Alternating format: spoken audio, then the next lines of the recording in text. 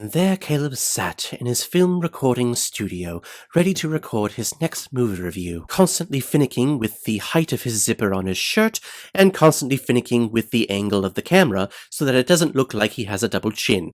Hello? Little did he know that this was going to be the final movie review that he was going to record, because this film recording studio was going to be the place of where he will die. I'm sorry, what?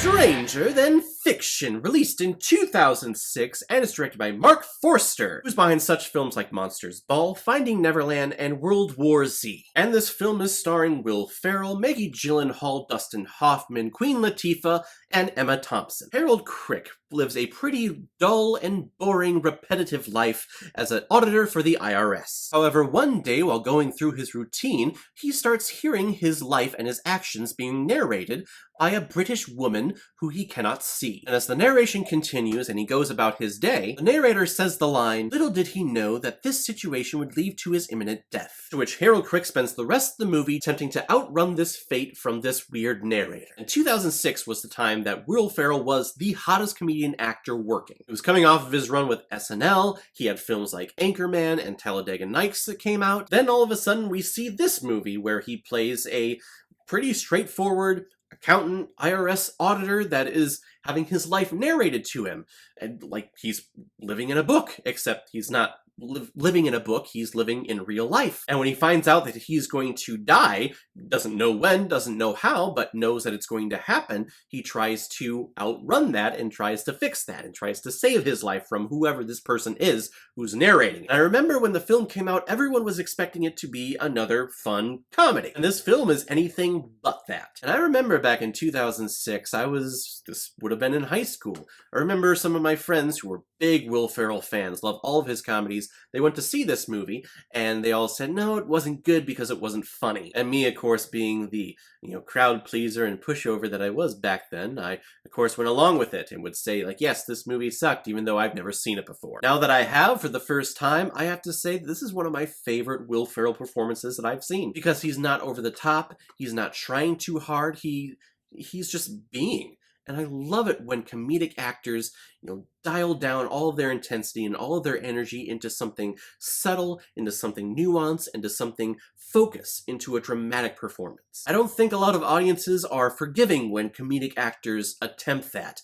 It's very rare that a comedic actor breaks out from the stereotype of being the funny person and getting roles that are very dramatic and very personal and very emotional. I can think of a couple of performances.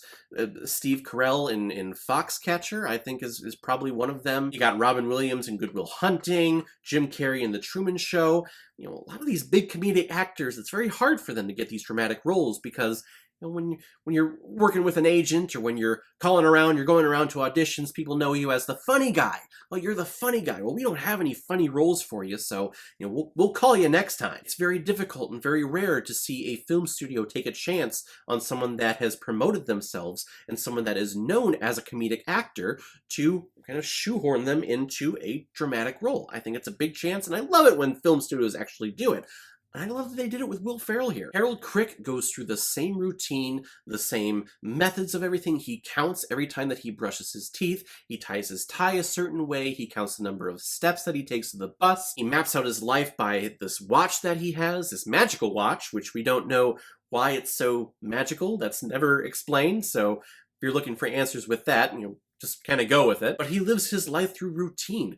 Not funny at all. He has not a funny bone in his body. And I love seeing Will Ferrell do that. This film actually gets pretty emotional at one point. There is a scene when Will Ferrell comes in to speak with Dustin Hoffman, who had just read the manuscript of this book that this author is writing based on Harold Crick's life. And it has the ending, how he dies. And there's just this scene of Will Ferrell just breaking down and crying. And it's not over the top. It's not, oh, I'm performing to get that Academy Award. This is my Academy Award performance. These are tears coming from Will Ferrell that are completely honest. Because he's realizing, as the audience realizes with this movie, that the main message of this is that we are all eventually going to die in some way. this character, Harold Crick, spends a lot of the movie trying to run away from that fact and from that fate, when in reality we should just try to live our lives to the best of our ability, make our lives everything that we want it to be, up until that point, whenever it happens. It's not set in stone. It's not said that, oh, everyone's going to live to the age of 80 or live to the age of 100 and you're going to die in a hospital bed on your own terms. People die every single day, and a lot of people die for no explicit reason. Some people get into an accident. Some people have a heart attack. Some people choke on something. Some people fall into a ditch that they didn't see while walking to work. The way that we die is not for certain, but the fact is that the end game is we are all eventually going to die. And now that I'm talking about that, my anxiety level is starting to heighten up, because that's a very scary thing to think about. And it is a wonderful, beautiful message that this film promotes. Try not to outrun the fact that you are going to die. Make your life the best that it could possibly be in the time that you have. Time is the most precious commodity that we have. It's not money, it's time. Spend it by spending time with loved ones. Go learn a skill that you've always wanted to learn. Go to a place that you've always wanted to go. Live your life the best that you can. This movie turned out so much better than I thought it was going to. Dustin Hoffman plays a novelist professor who is helping Will Ferrell's character get along with this because he's gone to shrinks, he's gone to therapy, and everyone's like, I have no idea what the hell's wrong with you, but it kind of sounds like you're living a book. Here's a novelist person for you. I love just how matter-of-fact Dustin Hoffman plays his character. It's just so like, yep, this is happening. This voice that you're hearing in your head, yep, it's happening. It's all real life. That was kind of the only jarring part of this movie, is just how cool everyone is with the fact that, hey, this guy has a voice in his head that they're narrating everything that he's doing, and it's moving along like it's a book. Is anyone else kind of like freaked out about that? Will Ferrell kind of is, but everyone else that he tells is like, you know, what are you going to do? The best thing I can say about this movie is that I wish I would have given it a chance back in 2006. I listened to everyone say like, oh, it's not funny at all. It's not Will Ferrell. This film sucked. But just because a comedic actor takes his chops to the dramatic side doesn't mean that his performance is bad or that the film is bad. This film is actually pretty delightful. It is very simple. It's very fun. It has a very fun energy about it, with an underlying message that is actually, it's depressing in some way, it's scary in some way, and it's also uplifting in some way. It's what makes us humans so fascinating, right? We know eventually we are going to die, and we don't have a set time frame as to when we know that it's going to happen. We still plan for tomorrow, even though tomorrow is not guaranteed. I think that's what makes us so fascinating. I think this film is surprisingly beautiful and surprisingly layered, that I think a lot more people should give this movie a chance and give it more viewings. I'm gonna give Stranger Than Fiction 4 out of 5 Blu-rays. I like it a lot.